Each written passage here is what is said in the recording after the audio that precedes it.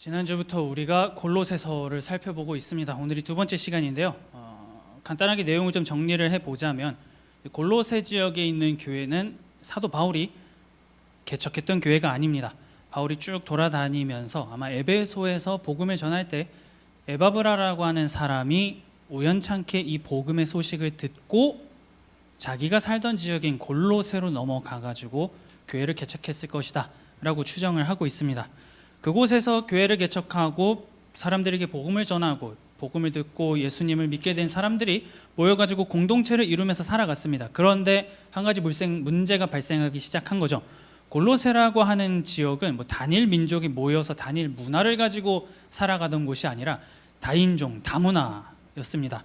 그러다 보니까 여러 가지 문화가 이미 그 안에 다 뒤섞여 있었기 때문에 복음이 들어갈 때 이게 그대로 들어가는 게 아니고 자꾸 민족마다 어느 문화를 가지고 있는 사람들마다 다르게 해석하고 다르게 보는 그러한 문제들이 있었습니다. 그러다 보니 교회를 이루고 사람들이 그 안에서 멤버십을 가지고 활동했음에도 불구하고 입장 차이가 너무 달라지기 시작을 하는 거죠. 예를 들어서 구원이 예수 그리스도만으로 충분하냐 아니면 좀 뭔가 부족하냐 이런 것부터 시작해가지고 여러 가지 문제들이 발생을 하기 시작했습니다. 어느 정도 결이 다르면 이 정도는 타협하고 양보할 수 있는 수준이다라고 생각할 수 있겠는데 그 정도의 수준이 아닌 거죠. 구원이 예수로 충분하냐 아니냐 이거는 반드시 교정되어야 할 문제이기도 합니다. 그런데 에바브라 입장에서 이 문제가 너무 크다 보니까 이 사람이 이걸 어떻게 할 수가 없겠다 생각을 해서 골로새에서부터 로마까지 쭉 여정을 떠납니다. 골로새에서 로마까지가 한 1400km 정도가 됩니다. 그 거리를 가서 감옥에 갇혀있던 바울에게 가는 거죠. 그러고선 골로새 교회의 상황을 설명을 합니다. 마침 감옥에서 바울은 여러 가지 사역을 하다가 너무 힘이 들어서 이제 그냥 죽어도 될 것 같다. 주님 저 할 일 다 했습니다. 이제 그만 불러주시면 편하게 주님 곁으로 가겠습니다라고 생각을 하고 있었을 때 에바브라가 도착을 한 거죠. 그러고선 얘기를 듣고 나니까 어떻게 합니까? 죽을 수가 없잖아요. 감옥에서 아무리 힘들어도 끝까지 살아내겠다라고 하는 결단을 가지고 골로새 교인들을 향해서 붓을 들어서 편지를 쓴 것이 골로새서입니다. 그렇기 때문에 이 골로새서는 바울이 익숙하게 잘 알고 있는 사람들을 향해서 이름을 안다든지 모습을 안다든지 생활 습관을 안다든지 이런 걸 아는 사람들을 향해서 보낸 것이 아니고 단 한 번도 얼굴도 본 적도 없고 이름도 모르고 대화도 못 해본 그러한 사람들을 향해서 교회가 가지고 있는 문제 그걸 해결해 주기 위해서 쓴 편지가 골로새서다라고 하는 거죠. 그러면 골로새에서 로마까지 1400km를 거쳐서 에바브라가 갔습니다. 그래서 바울은 다른 사람에게 편지를 줘가지고 보냅니다. 그래서 다시 로마에서 골로새까지 1400km 바다를 쭉 건너서 그 편지가 교회에 도착을 하게 되는 거죠. 그렇기 때문에 골로새서는 구원이 예수 그리스도만으로 정말로 충분한 것이 맞느냐, 우리가 지금 믿고 따르고자 하는 예수 그리스도가 도대체 어떤 분이냐 해서 예수님이 누구신가에 굉장히 집중적으로 설명을 하려 하는 책이 골로새서이기도 합니다. 그래서 특별히 우리가 오늘 읽은 골로새서 1장 15절부터 그 이하의 쭉 말씀은 그래서 예수님이 누군데? 라고 하는 거에 대해서 바울이 예수님은 이런 분이야, 이런 분이셨고 이런 일을 했어 라고 설명해 주는 부분이라고 할 수가 있습니다. 그러면 그분을 알게 된 인간이 앞으로 어떠한 삶을 살아가야 하는지 바울이 쭉 설명을 해놨습니다. 어떠한 삶을 살아가야 하는 것인지를 우리가 좀 본문을 보면서 같이 함께 보고자 합니다. 먼저 바울은 예수님은 보이지 아니하는 하나님의 형상이다 라고 얘기를 합니다. 그죠? 하나님이 보이지 않죠. 우리 하나님을 본 적이 없습니다. 역사상 그 누구도 본 적이 없어요. 그런데 바울은 얘기합니다. 그 보이지 않는 하나님의 형상이 바로 예수님이다 라고 바울은 얘기를 하는 겁니다. 이거를 좀 전문 용어로 있어 보이게 표현하고 싶다 하면은 성육신이라고 우리가 얘기를 할 수 있을 것 같아요. 예수님이 이 땅 가운데에 인간의 육체를 입고 나타나셨다라고 하는 걸로 정의를 할 수가 있을 것 같습니다. 그런데 이 보이지 아니하는 하나님의 형상이라고 해서 형상이라고 하는 거를 어떠한 진짜 모습으로만 한정을 짓게 되면 거기서부터 굉장히 큰 문제가 생기게 됩니다. 보이지 않는 하나님이 나타난 것인데 이렇게 생기셨나? 라고 하는 함정에 빠질 수가 있거든요. 그래서 바울은 이 보이지 아니하는 하나님의 형상이라고 얘기할 때 이런 쪽으로 사람들의 주의를 끌어당깁니다. 무엇이냐면 그분께서 이 땅 가운데 오셔가지고 무엇을 행했는가, 어떠한 일을 행하시면서 보이지 아니하는 하나님의 능력, 하나님의 마음, 이것이 이 땅 가운데 어떻게 나타났는가, 그분을 통해서 이렇게 나타났다라고 하는 것을 설명을 해주기 시작을 합니다. 하나님의 은혜, 사랑, 인자하심, 긍휼, 이러한 것이 예수님을 통해서 나타났고 그 모습을 보면서 이것이 하나님이구나, 하나님이 이런 마음을 가지고 계셨고 실제로 이 땅 가운데에 보여주셨구나 라고 하는 것을 나타내기 위해서 바울은 쭉 얘기를 하기 시작을 합니다. 그렇기 때문에 바울이 아니더라도 사도 요한 또한 자신의 책에서 동일하게 얘기를 합니다. 요한복음 1장 14절입니다. 말씀이 육신이 되어 우리 가운데 거하심에 우리가 그의 영광을 보니 아버지의 독생자의 영광이요 은혜와 진리가 충만하더라. 요한도 똑같이 얘기하죠. 말씀이 우리와 함께 거했다. 이것이 바로 아버지의 독생자의 영광입니다. 바울하고 똑같은 얘기를 합니다. 보이지 아니하는 하나님의 형상이 나타난 것이 예수님이고 그 예수님을 통해서 하나님이 어떠한 마음을 가지고 계시는지, 어떠한 사랑을 보여주셨는지를 분명하게 나타냈다라고 성경이 얘기를 하죠. 그렇기 때문에 누구도 정말로 이 두 눈으로 하나님을 본 적은 없지만 하나님이 이런 성품을 가지고 계신 분이구나를 그냥 건너 들은 것이 아니라 실제로 직접 봄으로써 하나님이 이런 분이시고 이런 마음을 가지고 계신 분이구나 라고 하는 걸 알게 되었다고 그는 얘기를 합니다. 우리가 쭉 거의 한 1년간 선지서를 보다가 잠깐 휴식 타임으로 골로새서로 넘어오긴 했습니다만 선지서의 내용을 한번 기억을 쭉 해보세요. 선지서에서 하나님의 성품에 대해서 얘기할 때 몇 가지 단어들이 있었습니다. 인자하시고, 노하기를 더디하시고, 자비로우시고, 악과 과실을 용서하시고, 은혜를 천대까지 베푸시고, 이러한 내용들, 그렇게 과거로부터만 들려오던 하나님의 이름, 하나님의 성품이 이제 예수님을 통해서 밝히 드러났다라고 그는 얘기를 하기 시작을 하는 겁니다. 누구도 하나님을 본 적이 없지만 이런 분이 하나님이시구나를 많은 사람들이 깨닫게 되었다라고 얘기를 하는 거죠. 그렇기 때문에 여기서 바울이 말하는 보이지 아니하는 하나님의 형상이라고 하는 것은 진짜 이렇게 눈에 보이는 인간의 모습 이거다가 아니고 구약에서부터 계속해서 하나님께서 말씀하시고 행동, 이 모습을 통해서, 자연을 통해서 이런 모든 것들을 다 사용하셔가지고 보여주셨던 그 모습이, 그 능력이 예수님을 통해서 분명하게 드러나졌기 때문에 누구든지 그 모습을 보지 않고서는 거부할 수가 없다라고 바울이 얘기를 하고 있는 겁니다. 그렇기 때문에 하나님을 알고 싶다라고 할 때 무엇보다 중요한 것은 예수 그리스도가 어떤 분이냐라고 하는 것을 아는 것이 굉장히 중요하다라고 하는 거죠. 보이지 않는 하나님, 음성도 듣지도 못했고 모습도 모르는데 이 땅 가운데에서 하나님이라고 하는 존재는 이렇다라고 보여주신 분이 예수님입니다. 너희를 사랑하고 너희를 위해서 이 땅 가운데서 모든 그 죄의 문제를 해결해 주기 위해서 하나님께서 나를 보내셨다. 이게 바로 하나님의 모습이다, 하나님의 마음이다, 하나님의 성품이다라고 예수님이 보여주셨습니다.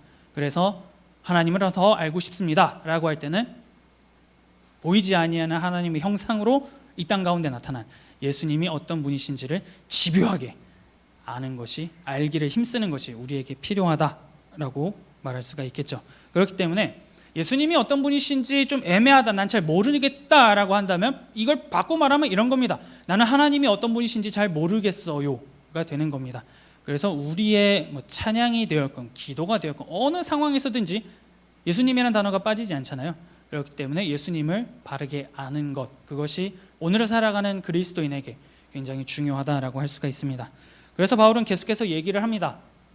모든 피조물보다 먼저 나신 이고 그 지위에서 첫째를 가지신 분이다라고 그는 얘기를 합니다.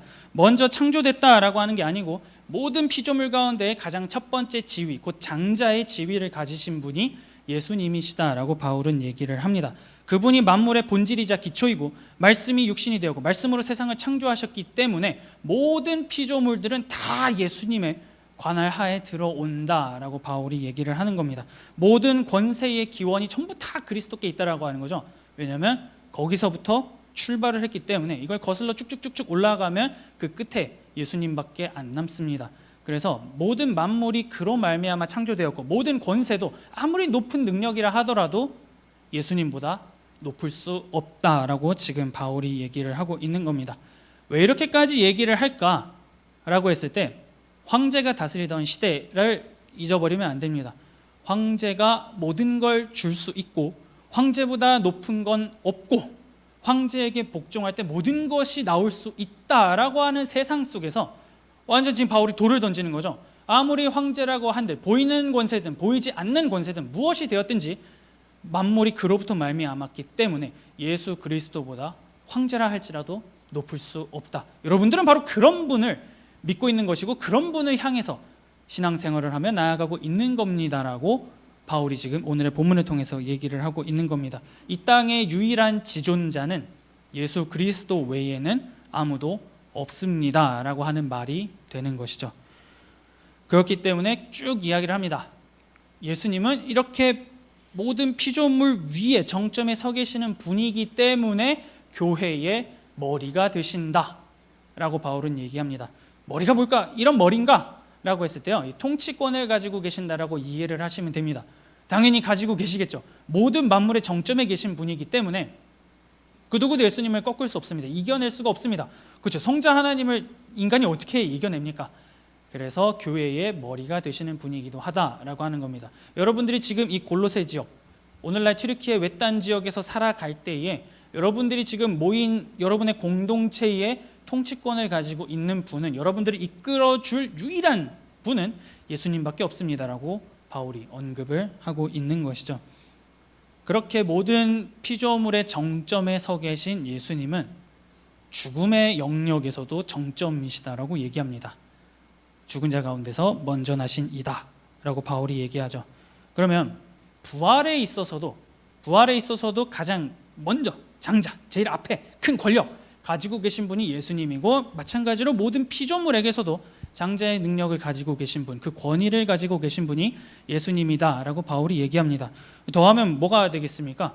누구도 정말로 이분을 감당해낼 수 없다, 누구도 이분을 이겨낼 수 없다라고 바울이 얘기하고 있는 것과 마찬가지인 것이죠. 그래서 바울은 이 죽음과 부활에 대해서 예수님이 먼저 나신 이, 죽음에서부터도 먼저 나신 이이기 때문에, 부활을 먼저 경험하신 이이기 때문에 앞으로 오고 올 모든 성도들도 함께 부활할 수 있다라고 확실하게 보증합니다. 고린도전서 15장 20절입니다. 그러나 이제 그리스도께서 죽은 자 가운데서 다시 살아나사 잠자는 자들의 첫 열매가 되셨도다. 오늘 바울이 말한 거랑 똑같은 말입니다. 누구도 예수님을 꺾을 수 없고 예수님은 죽은 자 가운데서 먼저 나신 이게 첫 열매다라고 하는 거랑 똑같은 말이에요. 그러면 과일이 있습니다. 과일이 있을 때 열매가 짠 하고 첫 열매가 열려요. 그러면 당연히 두 번째, 세 번째, 네 번째 열매가 열릴 거라고 하는 거는 당연히 기대를 하고 그렇게 하잖아요. 그거를 얘기하는 겁니다. 예수님께서 부활의 첫 열매가 되셨기 때문에 그분을 믿고 그분의 통치 아래 들어온 모든 자들은 때가 언제인지 모르겠으나 두 번째, 세 번째, 네 번째에 부활의 열매를 맺을 것이라고 바울은 얘기합니다. 그러면 시작에서, 죽음의 영역에서, 그 부활의 영역에서도 가장 먼저 시작의 영역에 계신 분이 예수님이기 때문에 모든 세상의 출발점은 예수 그리스도로 귀결이 된다라고 우리가 정리를 할 수가 있겠죠. 이거를 다 황제가 할 수 있고 황제가 이런 능력을 가지고 있다라고 하는 세상 가운데에서 바울은 그게 아닙니다, 여러분. 예수님이 이거 하시는 겁니다 라고 말을 하고 있는 겁니다. 그러면 이걸 좀 더 막 엄청나게 길고 장황하게 바울이 설명을 했는데, 다시 바꾸어 말하면 모든 만물의 으뜸은 예수님이다 라고 정리를 할 수가 있겠죠. 굉장히 엄청난 분이시다라고 하는 것을 우리가 지금 좀 살펴봤습니다. 그 누구도 당해낼 수 없는 이 지존자, 이 지존자를 이렇게 아는 것이 뭐가 중요하냐라고 했을 때, 그런 분이 우리를 위해서 하신 일 때문에 그렇습니다라고 바울이 얘기합니다. 20절입니다. 그의 십자가의 피로 화평을 이루사 만물 곧 땅에 있는 것들이나 하늘에 있는 것들이 그로 말미암아 자기와 화목하게 되기를 기뻐하심이라.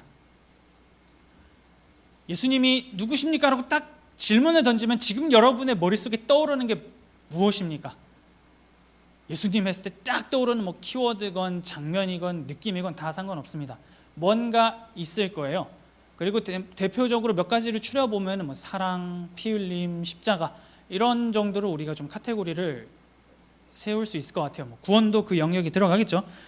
그런데 여기서 말하는 그 십자가는 오늘날 우리가 생각하는 얼마나 아프셨을까, 모든 물과 피를 쏟으신 장소, 가장 흉악한 형벌이래 라고 하는 정도의 수준보다는 좀 더 심각한 것의 문제였다라고 하는 것을 우리가 좀 잊어서는 안 됩니다.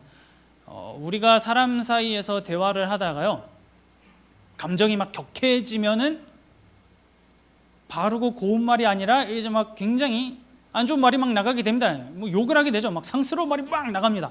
그러면 그 욕에도 몇 가지 종류가 있잖아요. 근데 이 당시에 사람과 사람이 대화할 때 가장 해서는 안 되는 금기어가 하나 있었습니다. 금기어가 뭐냐면 막 싸우다가 막 감정이 너무 상해요. 상해서 그 사람에게 얘기하는 겁니다. 이 십자가에 달려 죽을 놈아가 가장 큰 모욕이었습니다. 아무리 내가 화나고 열받고 저 사람이 진짜 나한테 왜 이래 라고 하더라도 이 십자가에 달릴 놈아 라고 하는 말은 인간이라면 결코 해서는 안 되는 정도의 수준의 발언이 이 십자가에 달려 죽을 놈아입니다. 그러면 그렇게 사람들이 수치스럽게 생각하고 이거는 진짜 너무 심한 욕이니까 하면 안 돼 라고 하는 장소에, 그곳에 온 세계의 지존자가 달려 죽었다라고 바울이 지금 얘기를 하고 있는 겁니다. 왜 그렇게 죽으셨느냐라고 할 때 하늘과 땅을 잇기 위해서 그분이 죽으셨다라고 말을 하죠. 인간과 하나님, 인간과 인간, 그리고 인간과 피조세계 모든 것들을 화목하게 하기 위해서 그러한 지존자가, 그렇게 먼저 나신 이가 모든 사람들이 수치스럽게 생각하고 이건 진짜 해서는 안 된 단어라고 할 정도의 그 십자가에 달려 죽으셨다라고 바울은 얘기를 하고 있는 겁니다. 그러면 그렇게 달리는 것이 얼마나 중요하길래 그분이 그렇게까지 해야 했을까라고 하는 질문이 남잖아요. 다른 걸로 해도 되지 않나 라고 할 수가 있는데, 그분이 피를 흘린 이유는 이런 겁니다. 첫사람의 이름을 잘 아실 겁니다. 아담이죠. 아담은 행위 언약에서 실패를 했습니다. 하나님께서 이거 하면 안 돼, 그리고 이렇게 해 라고 하는 거에서 그는 실패했습니다. 실패했기 때문에 이후에 오는 모든 사람들은 죄책, 부패 이런 것들을 다 가지고 있죠. 그러한 상황 가운데에서 허물과 죄로 사람이 죽었기 때문에 하나님은 인간을 바라볼 때 결코 고운 시선으로 볼 수 없다라고 성경이 얘기를 합니다. 하나님과 원수가 되었다고 얘기하죠. 오늘 말씀 21절입니다. 전에 악한 행실로 멀리 떠나 마음으로 원수가 되었던 너희를. 다른 성경에서도 얘기합니다. 본질상 진노의 자녀가 바로 너희들이다 라고 얘기를 합니다. 죄로 인해서 하나님과 인간의 관계가 그렇게 망가졌다라고 하는 거죠. 누군가가 나를 볼 때 매일마다 적개심을 가지고 쳐다본다고 생각해 보세요. 이렇게 사람과 사람 만나면 그래도 잘 지냈습니까? 밥은 먹었습니까? 뭐 합니까? 오늘 우리 뭐 할까? 막 이래야 되는데 볼 때마다 날 막 째려보고 막 이를 갈고 말하는 것마다 막 공격적이고, 그러한 사람을 계속해서 상대해야 된다고 생각을 해보세요. 굉장히 많이 피곤해지겠죠. 그런데 하나님께서 우리를 바라보실 때 그렇게 바라보신다는 겁니다. 본질상 진노의 자녀이기 때문에 왜 너희에게 내가 긍휼을 베풀어야 되느냐 라고 하는 그러한 시선으로 하나님의 인간을 계속해서 바라보셨다라고 하는 거죠. 그리고 하나님의 그 진노, 사람이 그렇게 우리를 쳐다보고 그렇게 대하는 것도 부담스러운데 온 세계를 창조하신 그 절대자가 그러한 감정으로 우리를 매일마다 쳐다보고 그러한 분노를 계속해서 쌓는다고 생각을 해보세요. 버텨낼 수가 없을 겁니다. 사람의 입장에서 너무나 두렵기 때문에 이건 그냥 차라리 진짜 죽는 게 낫다라고 생각할 정도로 하루하루가 마냥 즐겁진 않을 겁니다. 그런데 예수님께서 바로 이렇게 망가진 관계, 본질상 진노의 자녀고 마음으로부터 하나님과 원수가 된 우리를 다시금 적대적인 관계에서 우애의 관계로 되돌리기 위해서, 화평과 화목을 주기 위해서 그렇게 십자가에 달리셨다라고 바울이 얘기를 하고 있는 겁니다. 망가진 관계를 화목으로 돌리기 위해서 십자가에 달려 죽으셨기 때문에 이제 모든 관계는 하나님과 인간이건, 인간과 인간이건, 인간과 피조세계건, 이 세 가지의 카테고리에 있는 모든 관계가 회복의 단계로 돌입하게 되었다라고 바울은 얘기하는 겁니다. 그래서 우리는 이제 본질상 진노의 자녀가 아니라 하나님께서 우리를 딱 바라보실 때 예수님께서 이러한 일을 행하셨기 때문에 거룩하고 흠이 없는 존재로 그분 앞에 설 수 있게 되었고, 우리가 지금 이렇게 예배를 드리는 것처럼 담대하게 주의 은혜의 보좌 앞으로 나아갈 수 있는 상태가 되었다라고 성경이 얘기를 하죠. 그러면서 바울은 얘기하는 겁니다. 여러분들이 지금 가지고 있는 받은 이 믿음의 길, 이 은혜의 길 위에서 결단코 떨어져서는 안 됩니다. 결단코 다른 길로 가면은 안 됩니다라고 그는 얘기합니다. 22절에서 23절입니다. 이제는 그의 육체의 죽음으로 말미암아 화목하게 하사 너희를 거룩하고 흠없고 책망할 것이 없는 자로 그 앞에 세우고자 하셨으니, 만일 너희가 믿음에 거하고 터 위에 굳게 서서 너희 들은 바 복음의 소망에서 흔들리지 아니하면 그리하리라. 이 복음은 천하 만민에게 전파된 바요 나 바울은 이 복음의 일꾼이 되었노라. 예수 그리스도의 이러한 사역이 있었기 때문에 그렇게 절대적인 지존자께서 모든 이들이 가장 끔찍하게 여기고, 이거는 진짜 사람이 달려서는 안 돼라고 할 정도로 생각되는 그 십자가에서 달리셔서 모든 관계를 화목으로 바꾸셨기 때문에 인간은 하나님 앞에서 이런 왼수가 아니라 거룩하고 흠없고 책망할 것이 없는 자가 되었다라고 바울은 계속해서 말을 하고 있는 겁니다. 그래서 담대하게 우리가 오늘 이 자리 가운데 나와서 하나님을 부를 수가 있는 것이고, 기도를 할 수 있는 것이고, 언제든지 하나님 앞에 나아가기 위한 발걸음을 향할 수가 있게 된 것이 오늘을 살아가는 우리들입니다, 여러분이라고 바울이 말을 하고 있는 겁니다. 이걸 보면 우리가 한 가지 생각을 할 수가 있죠. 사람이라고 하는 존재는 내가 좀 거룩해져야겠다, 내가 좀 바르게 살아야겠다 라고 스스로 다짐할 때 그게 안 된다라고 하는 것을 지금 바울이 얘기를 하는 겁니다. 스스로의 자정 능력이 100%까지 도달할 수 없는 것이 인간이기 때문에 이걸 100%의 상태까지 되돌리기 위해선 신적 개입이 있어야지만 가능했기에 예수님께서 이 땅 가운데 오셔서 이러한 일을 행했고, 이제 여러분들은 비록 그 단계에 도달하지 못했을지라도 예수님 때문에 하나님 앞에 나아갈 수 있게 됐습니다 라고 그는 얘기합니다. 그래서 우리가 삶을 살아가다 보면요, 여전히 이전의 삶이 있어요. 예수 믿기 전의 삶이라든지, 이제 믿으면서 생활하다 보니까 이러한 행동은 하면 조금 안 될 것 같아 라고 하는 행동들이 여전히 우리 안에 있습니다. 안 하려고 열심히 노력을 해보기도 하고 기도해보기도 하고 별의별 모든 일들을 다 해봅니다. 잘 될 때도 있는데 안 될 때가 더 많잖아요.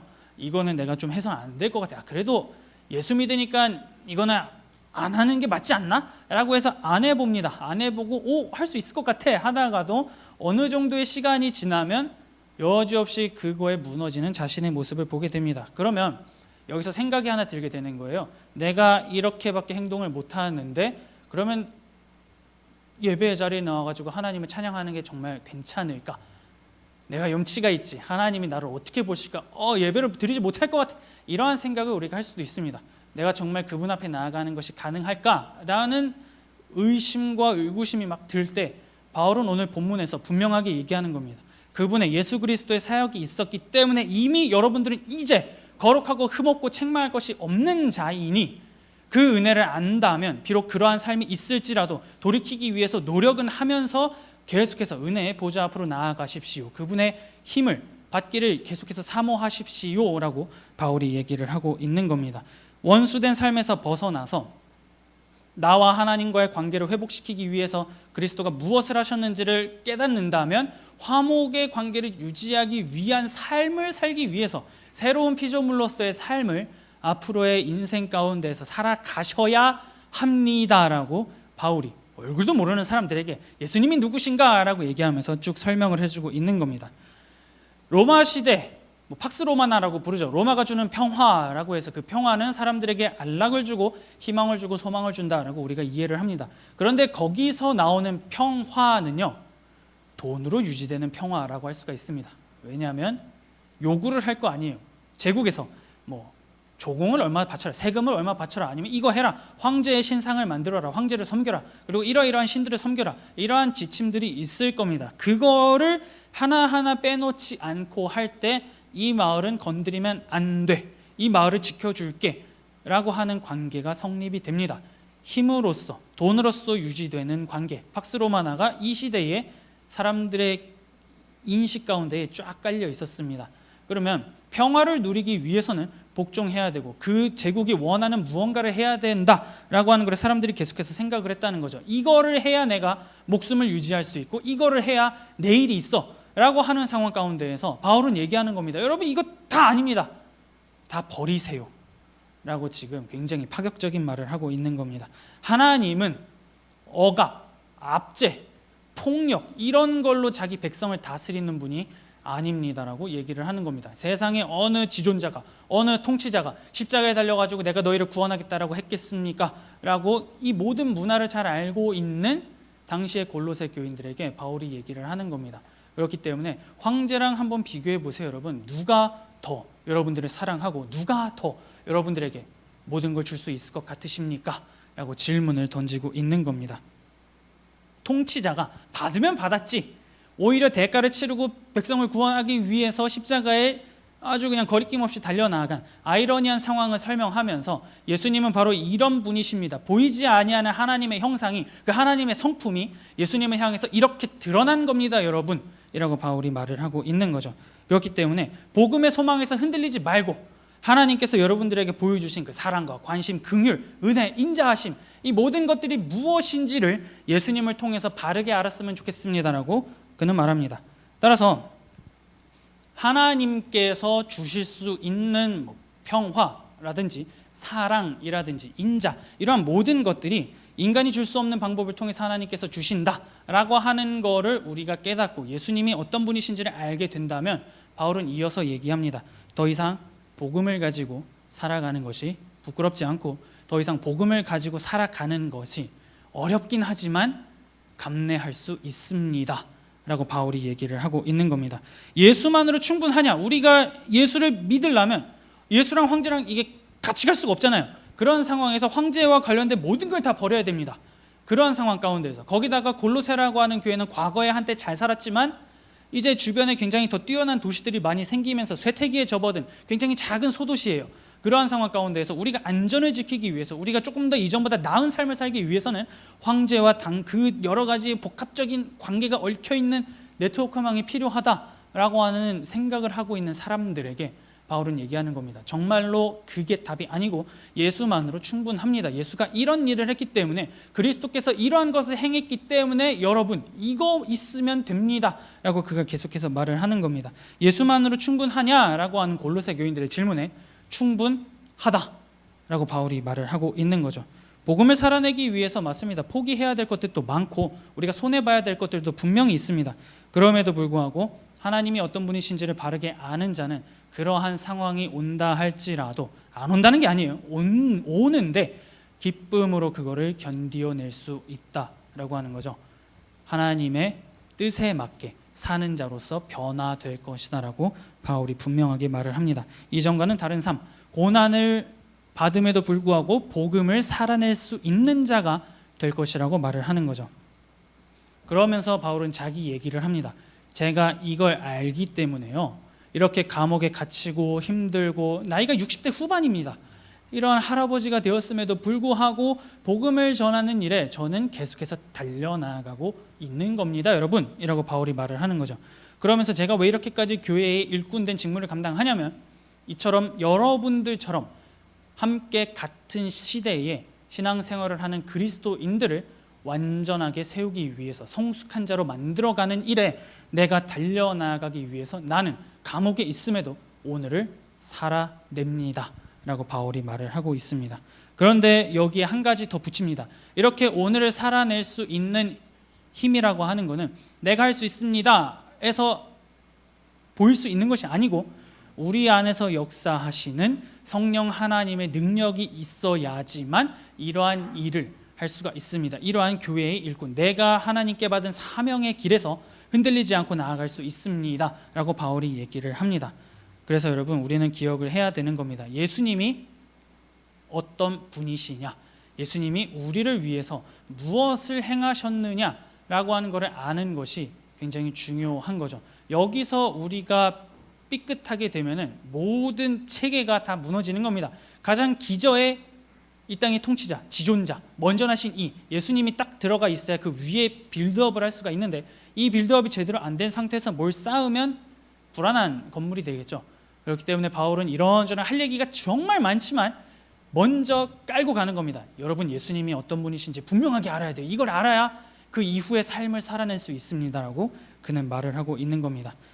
예수님께서 어떻게 화목의 관계로 하나님과 우리의 관계를 바꾸셨는지, 그걸 하기 위해서 얼마나 큰 희생을 치르셨는지, 그거를 알 때 우리는 사명을 붙잡고 복음을 살아내는 삶, 그리스도의 삶을 모방하며 작은 예수로 살아가는 삶을 살아낼 수 있습니다라고 말을 합니다.